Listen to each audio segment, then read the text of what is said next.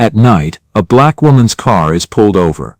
Police lights blind her eyes as officers circle, one ripping her purse and slamming it onto the hood while another digs through her belongings with a smirk, tossing them aside like trash. The air reeks of humiliation and dirty power.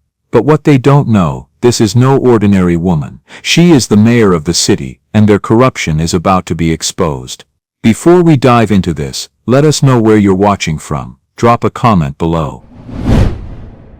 The afternoon sun hung low over Westfield Heights, casting long shadows across cracked sidewalks and worn apartment buildings.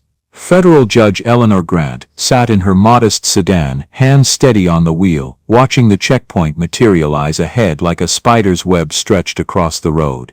Blue and red lights pulsed in the dying light. 3 police cruisers, a command vehicle, officers with reflective vests creating a barrier between worlds. This was it. 6 months of intelligence gathering, dozens of documented complaints, hundreds of violated lives, all converging on this single moment. Eleanor adjusted the slim watch on her wrist, feeling the weight of the recording device embedded within its elegant face. Every word, every interaction, every abuse of power would be captured. The GPS tracker hummed silently, transmitting her location directly to the Department of Justice Operations Center 200 miles away. She pressed the accelerator gently, guiding her car toward the checkpoint. Her heartbeat remained calm, measured. 23 years on the federal bench had taught her patience. 3 years before that as a civil rights attorney had taught her strategy. And the lifetime before that, growing up in neighborhoods just like Westfield Heights, had taught her exactly what happened when power went unchecked and justice became selective. The transition was visible even from inside the car. Westfield Heights behind her, predominantly black, working-class families, houses that needed paint, corner stores with barred windows. Ahead lay Greenfield proper, tree-lined streets, manicured lawns, houses that cost more than most Westfield residents would earn in a lifetime. And between these two worlds, the checkpoint.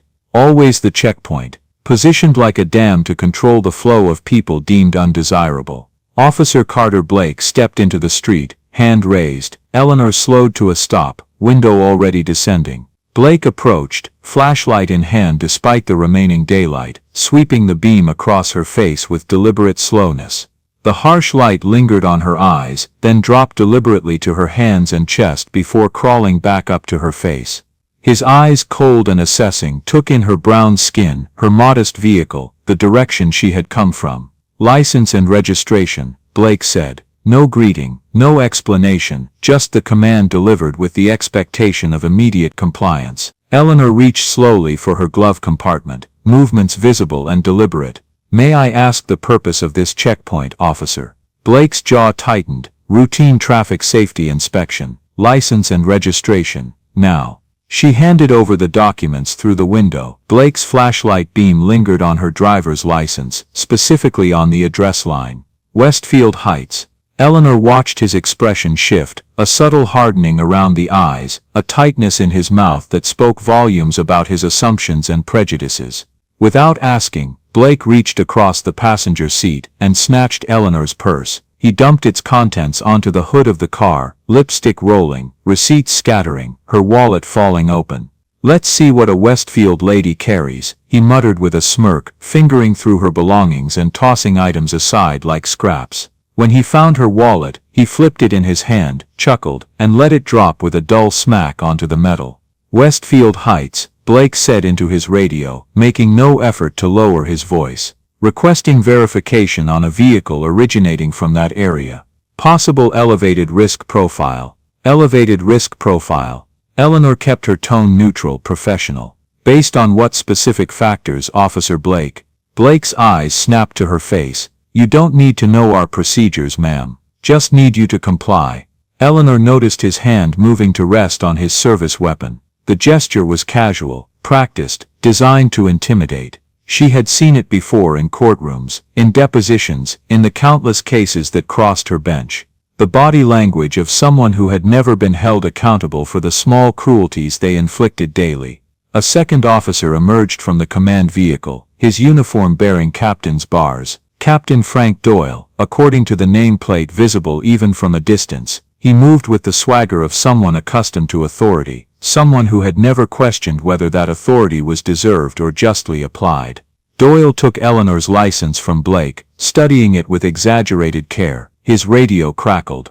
The dispatcher confirmed what the license already stated: valid, no warrants, no violations, clean record. Doyle's expression showed disappointment. "Ma'am, I'm going to need you to step out of the vehicle," Doyle announced, his voice carrying the artificial politeness that made the command no less absolute. "We're implementing enhanced search protocols today." Eleanor remained seated, hands visible on the steering wheel. "Captain, I'd like to understand the legal basis for this enhanced search. The Fourth Amendment requires reasonable suspicion of criminal activity before conducting searches without consent." Doyle's artificial politeness evaporated. "Don't lecture me about the law. Step out of the vehicle, now." "I'm not refusing to comply, Captain. I'm asserting my constitutional right to understand the justification for this search." Eleanor's voice remained level, each word carefully chosen and clearly spoken. The watch on her wrist captured every syllable. Delaware v. Prowse established that random vehicle stops without articulable suspicion violate the Fourth Amendment. Terry v. Ohio requires reasonable suspicion for any search. I'm simply asking which of these standards you're applying, and what specific articulable facts support that suspicion. Blake moved closer to the car, his hand now gripping his weapon. "Lady, you want to play lawyer? Captain asked you nicely. Get out of the damn car before we make this difficult." "I am an officer of the court, Officer Blake," Eleanor replied, "and I'm currently observing what appears to be selective enforcement of traffic laws. I've watched 3 vehicles with white drivers pass through this checkpoint with minimal inspection. My vehicle is being subjected to enhanced scrutiny. The only distinguishing factor I can identify is my race and my residential address." Doyle's face flushed red. "Your kind always want to make everything about race. This is about public safety. This is about keeping Greenfield secure from criminal elements that pour out of places like Westfield Heights. My kind." Eleanor repeated the words softly, letting them hang in the air between them. "Please clarify what you mean by that phrase, Captain Doyle." "Troublemakers," Doyle snapped, but his eyes betrayed the truth. "People who don't respect law enforcement. People who think the rules don't apply to them." Behind them a car slowed. The driver, a young black woman, held up her phone, recording. Doyle noticed immediately, his expression shifting to fury. "Blake, clear that vehicle. No recording at this checkpoint. Move her along." Blake jogged toward the car. Eleanor watched in her mirror as he ordered the woman to put away her phone and leave the area immediately. The woman hesitated, then complied, but not before making eye contact with Eleanor. In that brief connection, Eleanor saw recognition, solidarity, and the weary understanding of someone who had faced this injustice before. "Last chance," Doyle said, pulling Eleanor's attention back. "Step out voluntarily, or we extract you by force." "I will comply under protest," Eleanor stated clearly. "But I want it noted for the record that I am objecting to this search as unconstitutional, that I have observed discriminatory enforcement patterns at this checkpoint, and that I am being coerced through threats of violence." She opened the door slowly, hands visible. Doyle grabbed her arm the moment she stood, yanking her away from the vehicle with unnecessary force. Pain shot through her shoulder, but Eleanor's expression remained calm. "Stop resisting," Doyle shouted, though Eleanor stood completely still, arms at her sides. "I am not resisting," Eleanor said clearly, projecting her voice. "I am standing still with my hands visible. You are using excessive force without justification." Blake approached with handcuffs. "Turn around, hands behind your back." "On what charge am I being arrested?" "Obstruction of justice, interfering with a lawful checkpoint operation." Doyle recited the charges with satisfaction. "Failure to comply with lawful orders." "I complied with every order," Eleanor countered. "Citing constitutional law is not obstruction. Questioning authority is not a crime." The handcuffs clicked tight around her wrists, deliberately tightened beyond necessity. Metal bit into skin. Blake jerked her arms, making her stumble. Doyle caught her other arm, their grips bruising. "You people from Westfield need to learn respect," Doyle said, his face inches from hers. "Need to learn that when you come to our neighborhoods, you follow our rules, not your street rules." Our rules. Eleanor met his eyes steadily. Your neighborhoods, Officer Doyle, public roads don't belong to any particular demographic. Citizens have equal right to travel regardless of race or residence. Doyle's grip tightened. Smart mouth. Just like all the others who come through here thinking they're special, thinking they belong in Greenfield. I have every legal right to travel through this municipality, Eleanor said, her watch pressed against her wrist, recording every word. And you have no legal authority to restrict that travel based on my race or residential address. Blake searched her vehicle, while Doyle held her in place. Eleanor watched as he opened her glove compartment, rifled through her console, checked under seats. His movements grew more frustrated as he found nothing incriminating. No drugs, no weapons, nothing to justify their suspicions or their actions. She's clean, Blake called out, disappointment evident in his tone. Keep looking, Doyle ordered. Check the trunk, these types always hide something. Eleanor's fingers moved carefully, finding the small button on her watch's side. She pressed it 3 times in quick succession. The emergency signal activated, transmitting directly to Doi-J headquarters. The operation had officially begun. A third police vehicle pulled up. From it emerged a man in an expensive suit, his bearing radiating political authority. Councilman Charles Whitman, architect of Greenfield's checkpoint program, arrived to oversee his creation in action. Whitman approached, eyes assessing Eleanor with practiced political calculation. Another resistant from Westfield Heights, Captain. Yes, sir. Refused to comply with search procedures. Had to arrest her for obstruction. Excellent work. Whitman nodded approvingly. These checkpoint protesters need to understand there are consequences. They need to learn that Greenfield won't tolerate their disruption. Eleanor turned to face him directly. Councilman Whitman, your checkpoint program appears to systematically target minority residents while allowing white drivers to pass through with minimal inspection. That constitutes illegal discrimination under both federal civil rights law and the Equal Protection Clause. Whitman's eyebrows rose. Listen to this one. Knows all the legal terms. He smiled coldly. But this isn't about race. This is about public safety. About protecting property values. About keeping Greenfield the kind of place where decent people want to live and raise families. Decent people, Eleanor repeated. Meaning law-abiding citizens, Whitman clarified, but his meaning was transparent. Not people who come from high-crime areas bringing their problems into peaceful communities. The watch captured every word, every admission, every revelation of discriminatory intent. Nothing in the trunk either, sir, Blake reported, returning from his fruitless search. Doyle's jaw clenched in frustration. Doesn't matter, she's already committed obstruction. Take her to the station. Blake gripped Eleanor's arm, steering her toward the police cruiser. Whitman stepped closer, his voice lowering but still captured by Eleanor's watch. Make sure this one understands the lesson, Captain. Word needs to spread in Westfield that fighting our checkpoints leads to serious consequences. Jail time, criminal records, lost jobs. We need them to stop coming here, stop thinking they belong in Greenfield. Understood, sir, Doyle replied. We'll make an example. Blake pushed Eleanor's head down, forcing her into the back seat of the cruiser. The plastic barrier separated her from the front. The door slammed shut. Through the window, Eleanor watched Doyle and Whitman shake hands, both men smiling with satisfaction. The cruiser pulled away from the checkpoint. Eleanor sat in the back, hands cuffed behind her, maintaining her composure. Her watch pressed against her wrist, still recording, still transmitting location data. Everything was proceeding according to plan. 20 minutes later, they arrived at Greenfield Police Station. The building squatted on Main Street, brick facade projecting authority and permanence. American flags flanked the entrance. Inside, fluorescent lights buzzed overhead, illuminating linoleum floors worn by decades of foot traffic.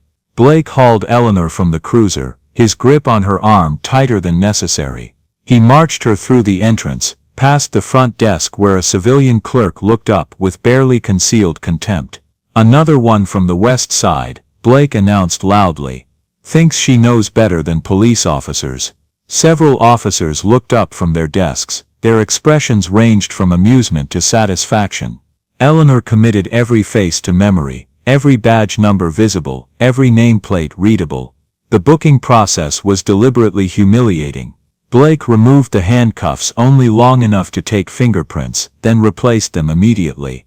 He confiscated her belongings, dumping them onto the counter with careless disregard. Phone, wallet, keys, her watch. He examined the watch with suspicion, turning it over in his hands. Fancy watch for someone from Westfield. Blake commented.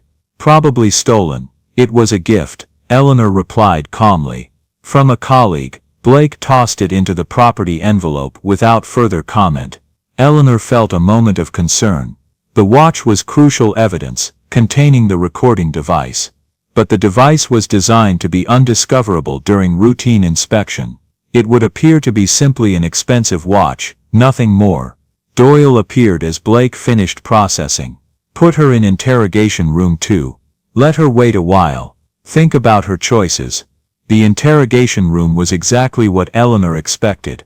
Small, windowless, a single metal table bolted to the floor, 2 chairs on opposite sides. A mirror on one wall, obviously one-way glass. A camera in the corner, its red light indicating active recording. The air conditioning ran too cold, another deliberate discomfort. Blake shoved Eleanor into a chair and re-secured the handcuffs to a metal ring on the table. The position forced her to lean forward uncomfortably. Blake left without a word, the door closing with a heavy click. The lock engaged. Eleanor sat in silence, her mind working through the next stages. The Department of Justice had received her emergency signal. They would be mobilizing now, preparing the response. Federal agents gathering evidence files. Attorneys reviewing legal strategies. A specialized response team coordinating with local FBI offices. The machinery of federal law enforcement was in motion. 2 hours passed. Eleanor tracked the time by the clock on the wall, its second hand moving with methodical precision. The cold air made her shiver. The handcuffs cut into her wrists. The chair grew increasingly uncomfortable. All deliberate tactics designed to break down resistance, to make suspects compliant and willing to accept whatever deal was offered. Eleanor had seen these tactics employed countless times in cases before her bench. She had ruled on their legality, on their appropriateness, on the balance between effective law enforcement and constitutional protections. Now she experienced them directly, understanding in a visceral way what defendants faced when the system treated them not as citizens with rights but as problems to be processed and controlled. The door finally opened. Doyle entered, carrying a thin folder and Eleanor's confiscated belongings. He dropped them on the table with deliberate carelessness. Her wallet fell open, contents spilling across the metal surface. "Comfortable?" Doyle asked, his smile mocking. Eleanor remained silent. The less she said, the more they would reveal. Interrogators filled silence with their own assumptions and prejudices. Doyle circled the table slowly, like a predator assessing prey. Victoria Eleanor Grant, Westfield Heights address. Clean record, surprisingly, no priors, no outstanding warrants. First time being educated about proper respect for law enforcement. He opened the folder, pretending to read documents inside. Eleanor could see from her angle that the folder contained only blank paper. Theater designed to intimidate. "Here's how this works," Doyle continued. "You sign a statement admitting to obstruction of justice. You accept a misdemeanor charge. You pay a fine, and you walk out of here tonight with nothing worse than a criminal record and a lesson learned. I'd like to speak with an attorney." Eleanor stated clearly. Doyle laughed. "Public defender's office is closed for the evening. You'll get your phone call eventually. But first let's have a conversation about your attitude problem. I am invoking my Fifth Amendment right to remain silent and my Sixth Amendment right to counsel," Eleanor said. "This interrogation should cease immediately until legal representation arrives." Doyle ignored her completely. He picked up items from her wallet, examining each with exaggerated interest. Credit cards, driver's license, insurance card. Then he found her other identification card, the one she had deliberately left easily accessible. Doyle's expression shifted from confidence to confusion. He held the card up to the light, studying it carefully.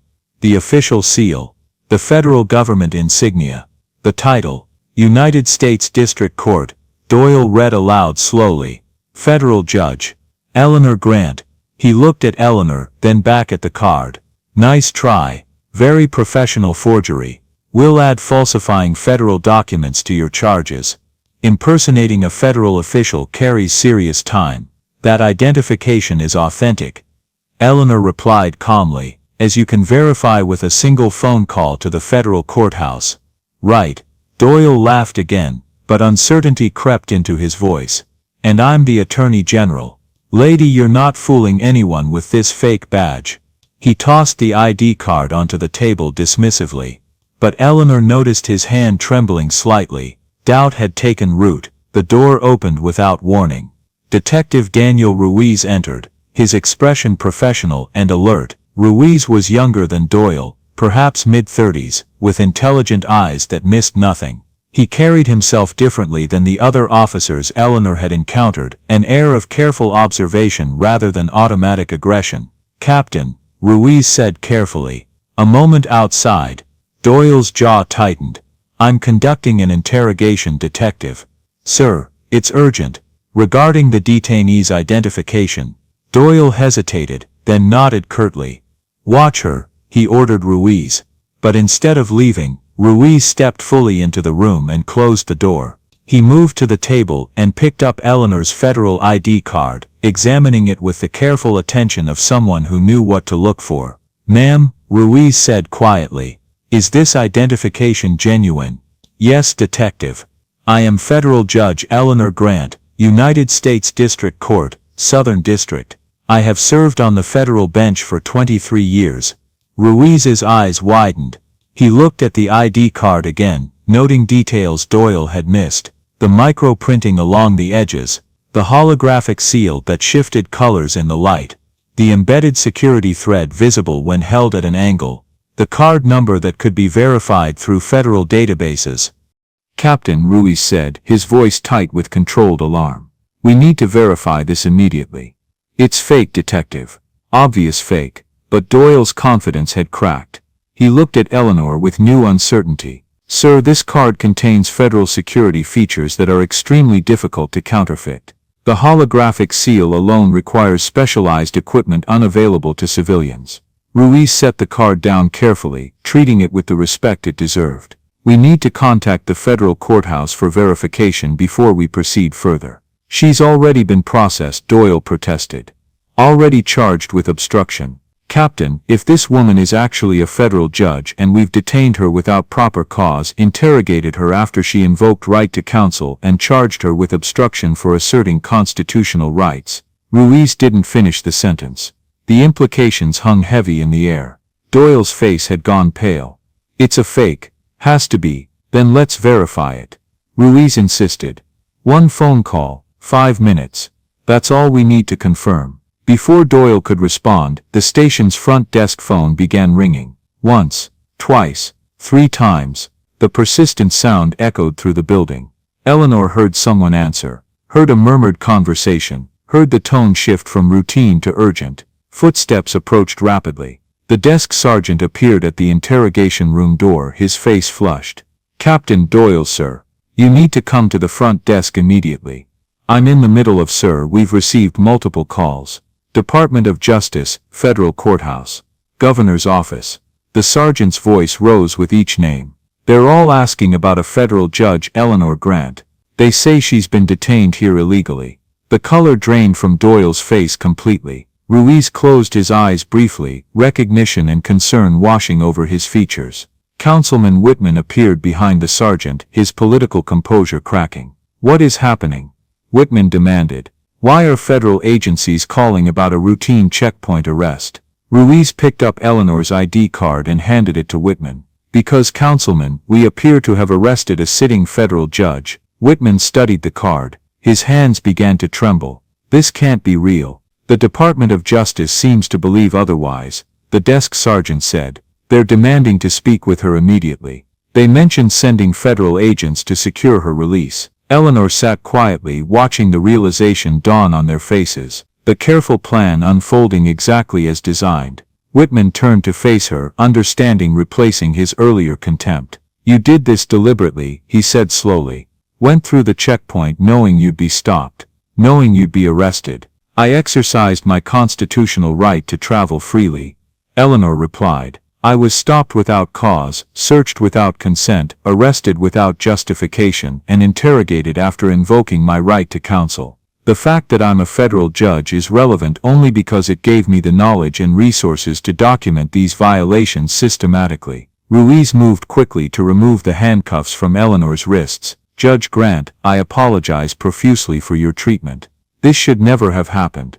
"Don't apologize to me, Detective," Eleanor said, rubbing her chafed wrists. "Apologize to the hundreds of citizens who experienced identical treatment without having federal judicial authority to protect them." The desk phone rang again.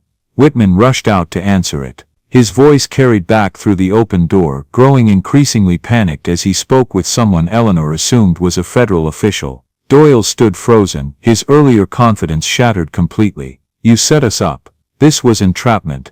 I drove through a public checkpoint, Captain. I broke no laws. I asserted my constitutional rights. Your reaction to those rights reveals the true nature of your checkpoint program." Eleanor stood, her bearing shifting from detained citizen to federal authority. "And now the full weight of federal law enforcement will examine why a simple traffic checkpoint resulted in the illegal detention and interrogation of a federal judge who committed no crime beyond being black and driving through your checkpoint from a predominantly minority neighborhood." Ruiz retrieved a small USB drive from his jacket pocket. He pressed it into Eleanor's hand quickly, glancing to make sure Doyle hadn't noticed. "Internal affairs documentation," Ruiz whispered. "Everything I've been able to gather about the checkpoint program. Demographics of stops, arrest statistics, internal communications. It's all there." Eleanor pocketed the drive smoothly. "Thank you, Detective Ruiz. Your cooperation will be noted." The front entrance doors burst open. Multiple footsteps echoed through the station. Federal agents in dark suits entered, badges visible on chains around their necks. Department of Justice, FBI. Leading them was a man in military dress uniform, stars on his shoulders indicating senior rank. Colonel Marcus Harlan entered the interrogation room, his presence commanding immediate attention. "Judge Grant, are you unharmed?" "Physically, yes, Colonel. Constitutionally violated, but that was expected." Harlan turned to Doyle and Whitman, who had returned with the federal agents. "I am Colonel Marcus Harlan, Department of Defense Liaison to the Department of Justice Civil Rights Division. This police station is now under federal investigation for systematic civil rights violations. All personnel are ordered to remain on premises. All records and communications are to be preserved as evidence." "You can't just take over a police station," Whitman protested weakly. "We have federal authority under Title 42, Section 1983, to investigate civil rights violations by state actors," one of the FBI agents responded.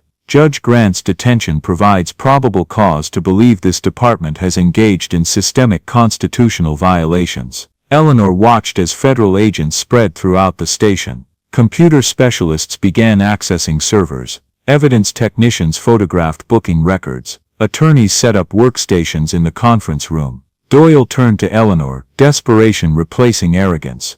"This is ridiculous. We were just doing our jobs, following city ordinances." "Following illegal ordinances," Eleanor corrected. "Implementing discriminatory enforcement, violating constitutional rights, and documenting it all, as we'll demonstrate." Colonel Harlan escorted Eleanor to the conference room, which federal agents had already transformed into a command center. Laptops connected to mobile networks. Printers produced documents. Secure phones linked to Washington. The operation had the efficiency of something long planned and carefully coordinated. "Judge Grant," Harlan began formally, "we received your emergency signal at 1700 hours. Federal response teams mobilized immediately. We've been monitoring Greenfield's checkpoint program for 6 months, gathering evidence through multiple channels. Your field test confirmed our intelligence assessments. What's the current evidence status?" Eleanor asked. Harlan pulled up displays on multiple screens. Checkpoint camera footage showing racial disparities in traffic stops. Body camera recordings capturing discriminatory language. Internal police communications revealing quota systems targeting minority neighborhoods. Financial records linking Councilman Whitman to property developers with interest in displacing Westfield Heights residents. We have everything. Eleanor felt satisfaction settle in her chest. Then let's proceed. Over the next hour, federal agents brought in Doyle, Blake, Whitman, and several other officers for questioning. Each was separated, prevented from coordinating stories or destroying evidence. Eleanor watched through the one-way glass as trained federal interrogators methodically documented each individual's role in the checkpoint program. Detective Ruiz was brought to the conference room separately. He sat across from Eleanor and Colonel Harlan, nervous but resolute. Detective Ruiz, Eleanor began. You provided valuable evidence regarding internal police procedures. Can you expand on what you discovered? Ruiz nodded, pulling out a notebook filled with careful observations. I transferred to Greenfield 6 months ago. The checkpoint program was already established, presented as innovative community policing. But I noticed patterns immediately. Traffic stops concentrated in minority neighborhoods. Arrest rates disproportionate by race. When I raised concerns through proper channels, I was told to focus on my own cases. What changed?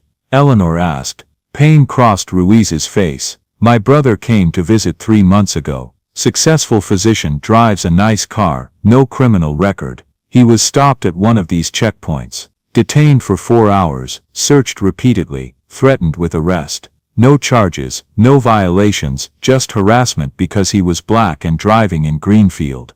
That's when you began documenting violations systematically. Eleanor concluded. Yes. I gathered everything I could. Checkpoint deployment schedules, arrest demographics, internal emails discussing quota systems, officer communications containing racial slurs and discriminatory comments. But every time I tried to file formal complaints, they disappeared. Evidence was deleted. Witnesses changed their statements. Colonel Harlan made notes. Your evidence will be crucial to the federal case, Detective. Your willingness to document violations despite personal and professional risk demonstrates integrity. Ruiz looked at Eleanor directly. Judge Grant, why did you put yourself through this? You could have initiated an investigation without subjecting yourself to arrest. Because the system treats people differently based on status, Eleanor explained. If I had revealed my position as a federal judge, the officers would have released me immediately. They would have been polite, apologetic, cooperative. The discrimination would have disappeared the moment my judicial authority became known. I needed to experience what ordinary citizens face when they have no status, no connections, no authority to protect them from unconstitutional treatment. She paused, letting her words carry their full weight. My arrest isn't the story, Detective. The story is that this happens every day to people who don't have federal judicial credentials to protect them. People who assert their rights and get arrested for obstruction.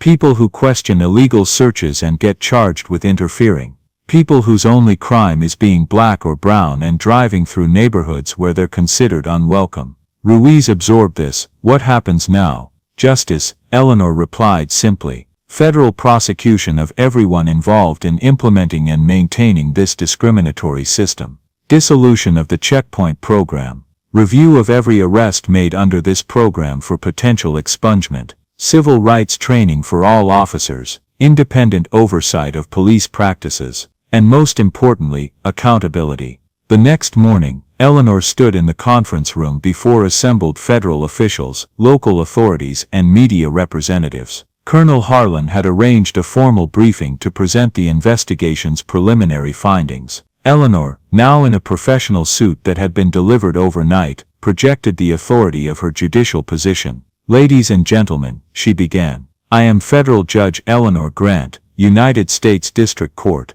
For the past 6 months the Department of Justice, in coordination with the Department of Defense and the FBI, has conducted an investigation into civil rights violations in Greenfield's police checkpoint program. Last evening, I personally tested this system by driving through a checkpoint as an ordinary citizen. She activated the room's projection screens. What you're about to see and hear represents systematic constitutional violations. These are not isolated incidents. These are established patterns of discriminatory enforcement. The first video appeared. Checkpoint camera footage showing a white driver waving through after a cursory license check, timestamp visible. Then another white driver, similar treatment. Then another. Watch carefully, Eleanor instructed. She played footage of a black driver being stopped. The officer's demeanor immediately different. Aggressive questioning. Demands to search the vehicle. When the driver asked why, the officer's response was captured clearly. Don't give me attitude. You people always make this difficult. The room stirred uncomfortably. Eleanor continued, playing multiple examples. The pattern was undeniable. White drivers passed through quickly. Black drivers faced extended stops, searches and frequent arrests. Statistical analysis confirms visual observation. Eleanor stated, over 6 months checkpoint operations stopped 8,327 vehicles. Of those, 82% of stops resulting in searches involved black drivers. 94% of arrests involved people of color. Yet demographic analysis shows that traffic violations occur at equal rates across all demographics. She changed displays. Audio evidence reveals the discriminatory intent behind these statistics. Captain Doyle's voice filled the room from a recorded briefing. Focus on Westfield Heights vehicles. Higher arrest yield. Councilman wants numbers up in that demographic. Officer Blake responded, even without probable cause. Doyle, find cause. Broken taillight, failure to signal. Get them out of the car. You'll find something. Uncomfortable silence filled the room. Eleanor let it linger, let the words settle and reveal their full ugliness. This recording, Eleanor continued, was captured during an official roll call briefing. These instructions represent official department policy, not rogue officers acting independently. She played another recording. Councilman Whitman's voice this time. The checkpoint program serves 2 purposes. Public safety is what we tell the press. Property values is why we're really doing it. Keep the undesirable element where it belongs. In Westfield, not in our neighborhoods. Several people in the room looked at Whitman, who sat with his attorney, face ashen. Eleanor presented documents. Internal emails between police administrators and city officials reveal quota systems specifically targeting minority neighborhoods. Officers were evaluated based on arrests from Westfield Heights. Checkpoint locations were strategically placed to intercept residents leaving minority areas while avoiding predominantly white neighborhoods. She displayed a map, red dots showing checkpoint locations clustered exclusively between Westfield Heights and Greenfield proper. Not a single checkpoint in white neighborhoods. Not one. The program's origins reveal financial motivation underlying racial discrimination, Eleanor explained. She showed communications between Whitman and property developers. Councilman Whitman received substantial campaign contributions from developers seeking to revitalize Westfield Heights. Their development strategy required displacing current residents. The checkpoint program served this goal by harassing black residents, making them feel unwelcome, driving down property values and creating conditions for forced displacement. The evidence accumulated: emails, text messages, financial records, arrest statistics, body camera footage, dashboard recordings. Every piece documented systematic civil rights violations driven by racial prejudice and financial greed. Last evening, Eleanor continued, I drove through one of these checkpoints as a test. I committed no traffic violations. I presented valid identification. I complied with all lawful orders, yet I was subjected to illegal search demands, arrested without cause, interrogated after invoking my right to counsel, and held for hours without access to an attorney. Why? Because I am black. Because I drove from Westfield Heights. Because the checkpoint program was designed to target people exactly like me. She paused, making eye contact with officials around the room. The only reason my treatment became a federal case is because I happen to be a federal judge with the resources to document these violations and the authority to demand accountability. But I am not unique. Every black citizen who drives through Greenfield faces identical treatment. The difference is they lack the status to protect themselves from these unconstitutional practices. Detective Ruiz stood. Judge Grant, may I add testimony? Eleanor nodded. Ruiz stepped forward, visibly nervous but determined. I'm Detective Daniel Ruiz, Greenfield Police Department. For 3 months I've documented violations of department policy and constitutional law related to checkpoint operations. I attempted to report these violations through proper channels. My complaints were ignored. Evidence I gathered was deleted from department servers. When I persisted, I was threatened with disciplinary action and reassignment. He pulled out his notebook. I documented that checkpoint officers received explicit instructions to use different standards based on race. White drivers received minimal inspection. Black drivers faced intensive scrutiny regardless of their driving behavior. Officers who questioned these practices were told they weren't team players and risked losing promotional opportunities. Ruiz's voice grew stronger.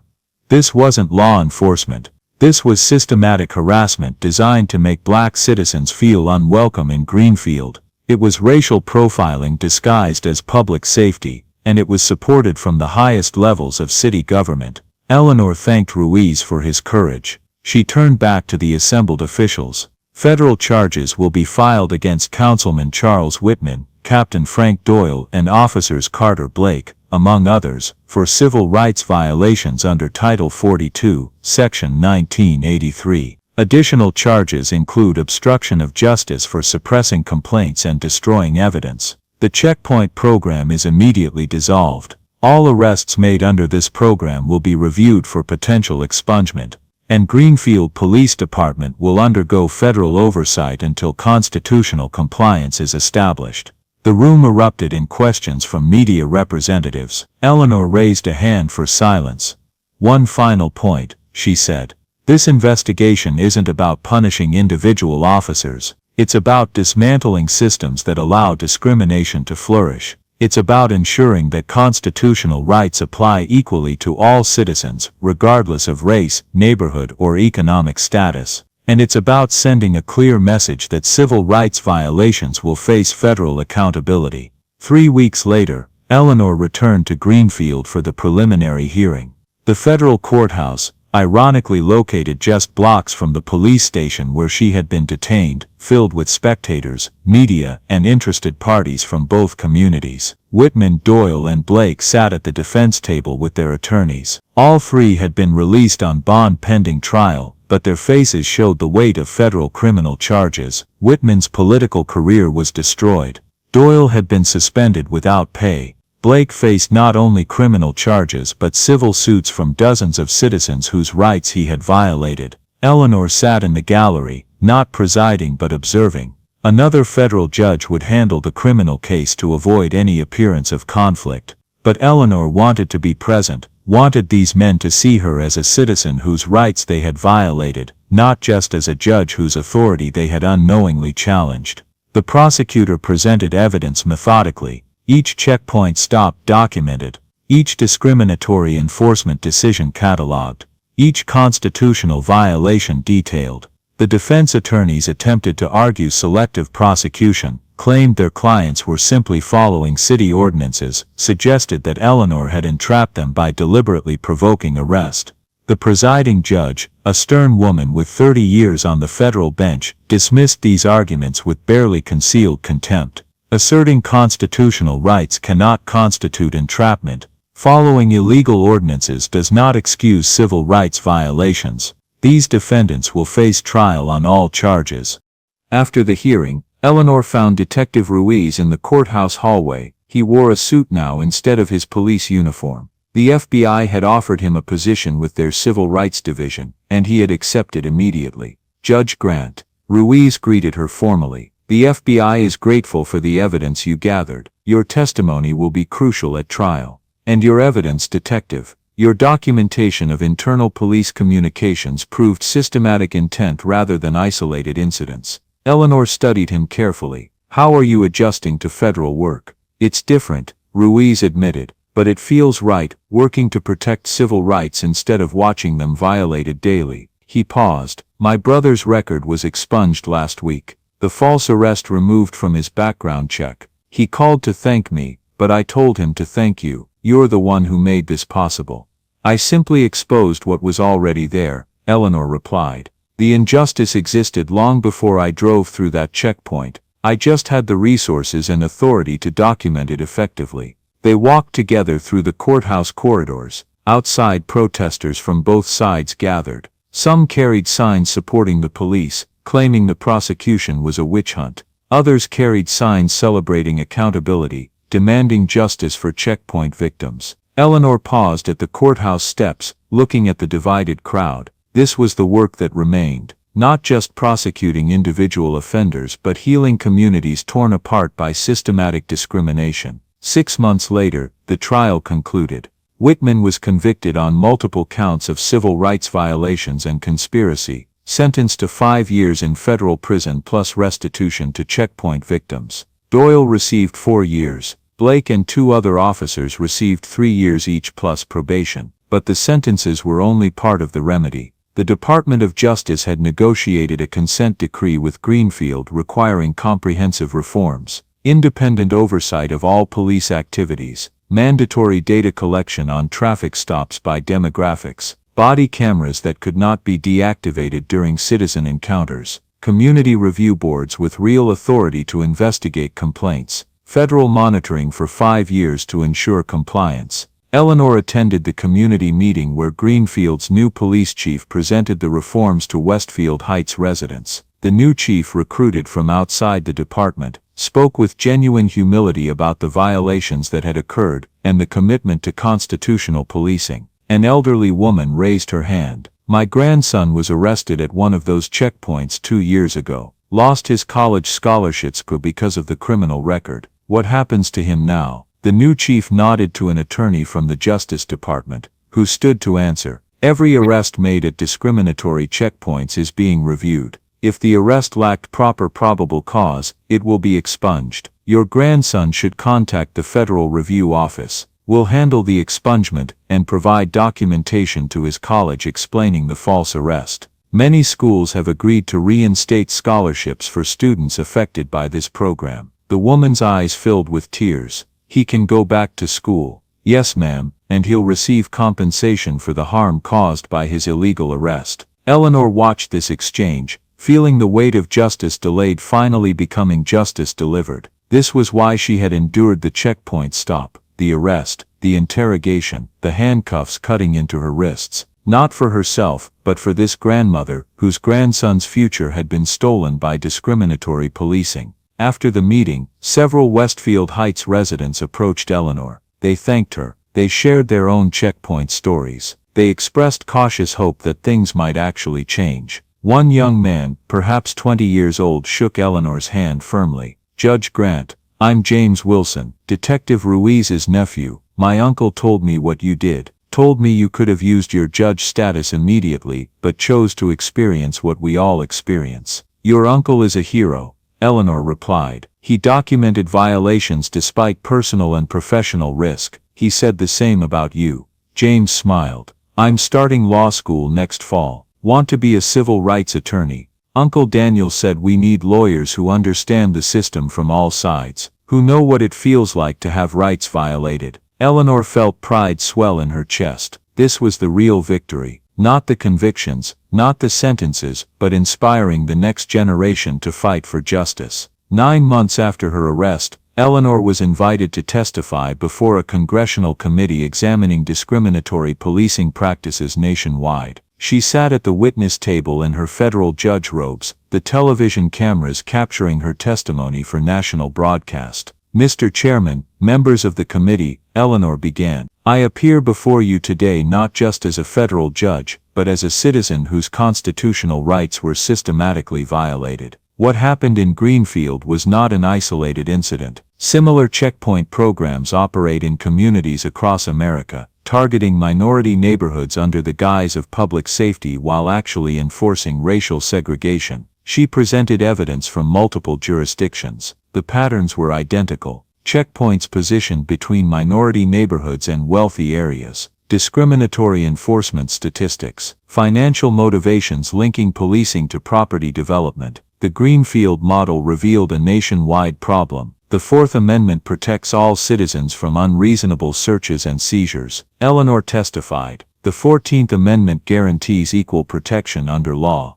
These aren't privileges for the wealthy or well-connected. These are fundamental rights belonging to every person regardless of race, residence, or economic status. A committee member interrupted, "Judge Grant, some argue that enhanced police presence in high-crime areas is necessary for public safety. How do you distinguish between legitimate law enforcement and discrimination?" Eleanor leaned forward. Legitimate law enforcement responds to specific criminal activity with individualized suspicion. Discrimination targets entire communities based on demographics. Legitimate law enforcement treats all citizens with respect and constitutional compliance. Discrimination assumes guilt based on race and residence. The distinction is clear when you examine enforcement patterns. She displayed statistics. In Greenfield, white drivers and black drivers committed traffic violations at equal rates, yet black drivers were searched at 10 times the rate of white drivers, arrested at 7 times the rate. That disparity cannot be explained by legitimate law enforcement.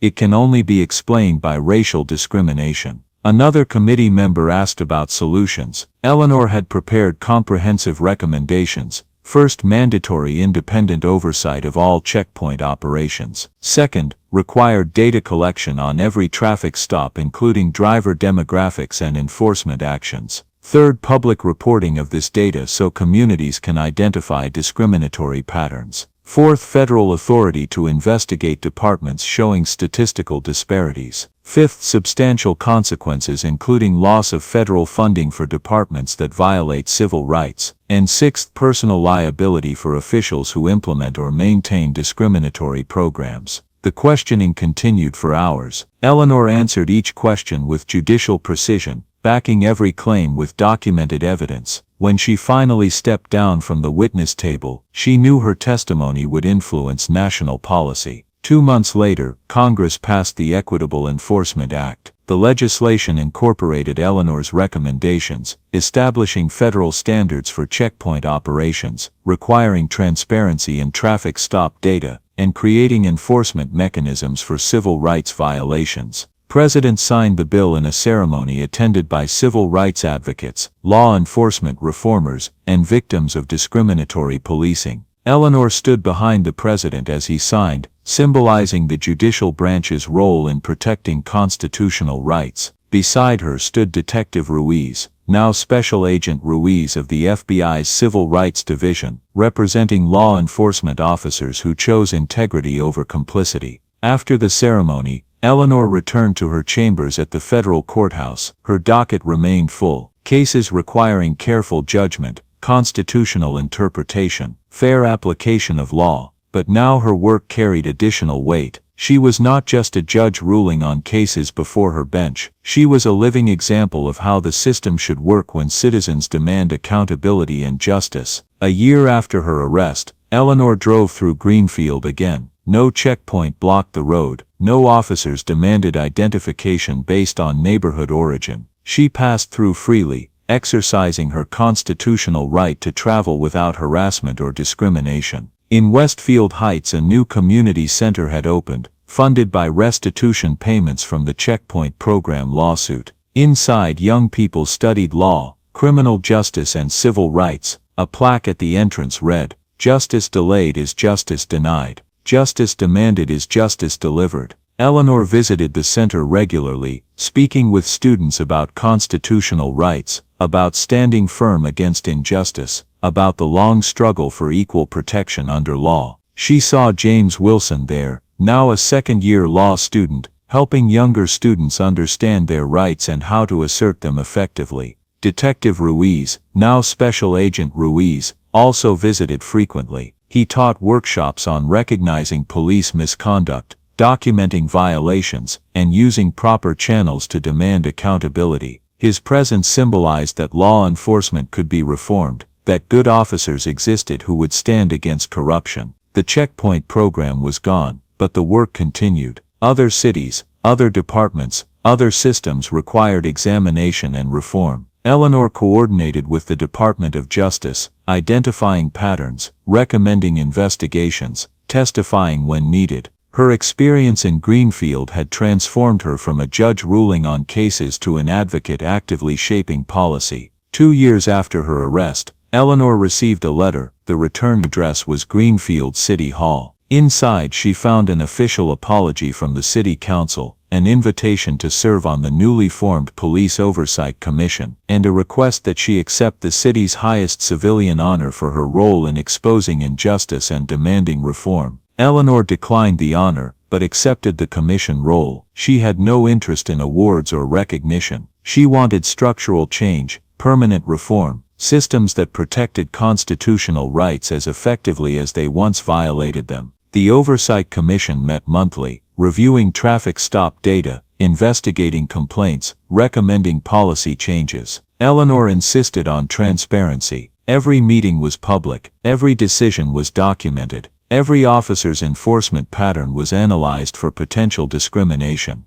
Some officers resented the oversight. They complained that aggressive monitoring made their jobs more difficult, that data collection slowed response times, that constant scrutiny undermined morale. Eleanor listened to these complaints with judicial patience, then explained reality. Your job is to protect and serve all citizens equally, she told resistant officers. If oversight makes discrimination more difficult, that proves oversight is necessary. If data collection reveals problematic patterns, that proves those patterns exist and require correction. And if constitutional compliance undermines your morale, perhaps you should reconsider your career choice. The blunt response was characteristic. Eleanor had never believed in coddling officials who violated rights or resented accountability. Some officers quit, others adapted. A few actually became advocates for reform, recognizing that constitutional policing strengthened community trust and made their jobs safer.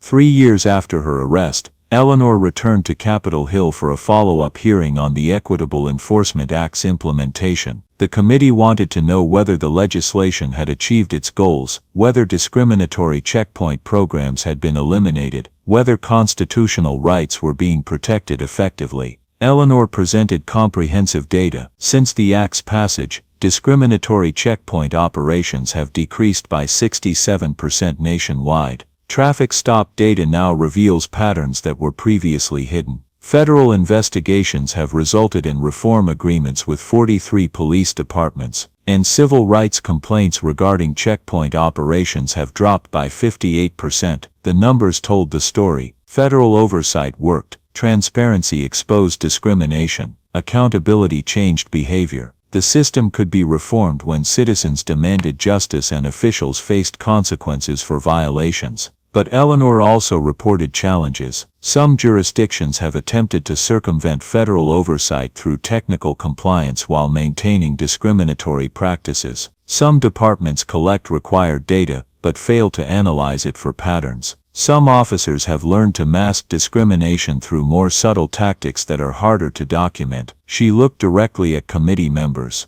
The Equitable Enforcement Act established important protections, but enforcement requires constant vigilance. Discrimination adapts when challenged. We must continue monitoring, investigating and prosecuting violations to ensure constitutional rights remain protected. The committee chair thanked Eleanor for her testimony and her continued advocacy. Judge Grant, your decision to personally test the Greenfield checkpoint system took remarkable courage. Your willingness to endure arrest and detention to document discrimination served not just your case but the broader cause of civil rights. This committee commends your service. Eleanor accepted the praise with characteristic humility. I simply did what any citizen should do when faced with injustice. I documented it. I demanded accountability. I insisted on constitutional compliance. The only difference is that I had resources and authority that most citizens lack. Our goal should be ensuring that all citizens can effectively assert their rights regardless of status or resources. 5 years after her arrest, Eleanor sat in her chambers reviewing a case involving another discriminatory checkpoint program, this time in a different state. The plaintiff's attorney had cited her Greenfield case extensively, using it as precedent for challenging similar programs elsewhere. Eleanor would recuse herself from deciding the case due to her direct involvement in the underlying issue, but she took satisfaction in knowing that her experience had become a tool for others fighting similar battles. A knock on her chamber door interrupted her reading. James Wilson entered, now a newly licensed attorney working for the Civil Rights Division of the Justice Department. He carried a case file that Eleanor recognized immediately. Judge Grant, We're filing federal charges against another checkpoint program. This one targets Hispanic neighborhoods. Same patterns as Greenfield, same discriminatory enforcement, same financial motivations. James set the file on her desk. We're using your Greenfield case as the template for investigation and prosecution.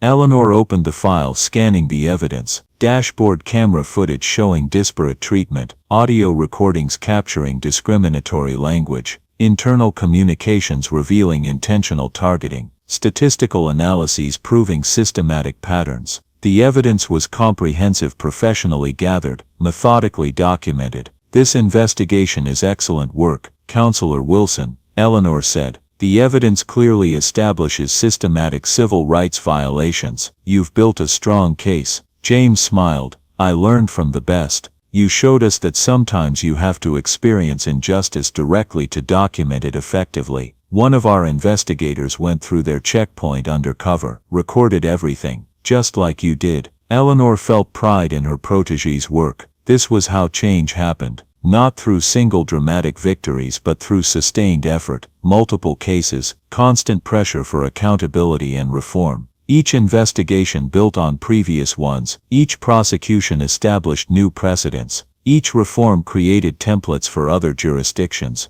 The work continues, Eleanor said simply. As long as discrimination exists, we must continue fighting it. Yes, ma'am, James agreed. And we're better equipped for that fight because of what you did in Greenfield. You proved the system can be challenged. You showed that federal authority can protect civil rights. You demonstrated that accountability is possible when citizens demand it and officials enforce it. After James left, Eleanor returned to her reading. Cases filled her docket. Constitutional questions requiring interpretation. Rights requiring protection. Justice requiring delivery. She worked with the same dedication she had brought to every case throughout her career, but now with additional purpose born from personal experience. The sun set over the federal courthouse, casting long shadows across Eleanor's chambers. She gathered her files, preparing to head home. Tomorrow would bring new cases, new challenges, new opportunities to protect constitutional rights and ensure equal justice under law. As she left the courthouse, Eleanor drove through the city streets, past neighborhoods where checkpoints once terrorized residents, past communities where discrimination had been challenged and defeated, past places where justice had been delayed but ultimately delivered. The road ahead remained long, work remained unfinished. Other checkpoints, other departments, other systems required examination and reform. But Eleanor drove forward with confidence born from experience, knowing that change was possible when good people demanded it, when officials were held accountable, and when constitutional rights were treated as fundamental protections rather than privileges for the fortunate. Justice for all, not just those with status, not just those with resources, not just those with resources, not just those with judicial authority, but for every citizen in every neighborhood, regardless of race or residence or economic circumstances. This was the promise of the Constitution. This was the demand of equality. This was the work that continued, case by case, checkpoint by checkpoint, community by community, until the day when all citizens could travel freely, assert their rights confidently, and trust that the system would protect, rather than violate, their constitutional guarantees. Eleanor Grant drove home through city streets free from discriminatory checkpoints, knowing that her work had helped make those streets more just. Tomorrow she would return to her chambers, return to her docket, return to the ongoing struggle for civil rights and equal protection under law.